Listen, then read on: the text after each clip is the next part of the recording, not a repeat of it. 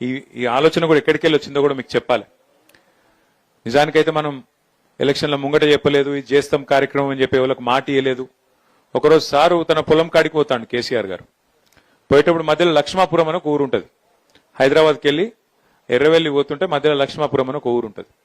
ఆ ఊర్లే కొంతమంది రైతులు, కొంతమంది మహిళలు ఆపమంటే కారు ఆపిండు.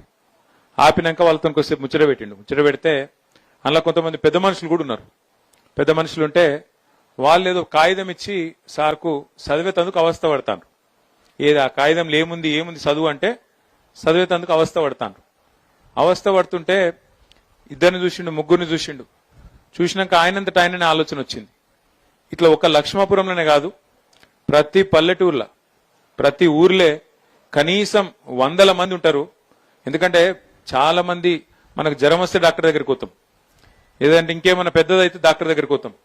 కానీ కళ్ళు కనబడకపోతే దూరం పెట్టుకొని చదువుతాం, ఇట్లా చదువుతాం కానీ అంత వెంటనే డాక్టర్ దగ్గరికి పోయే అలవాటు లేదు మనకు.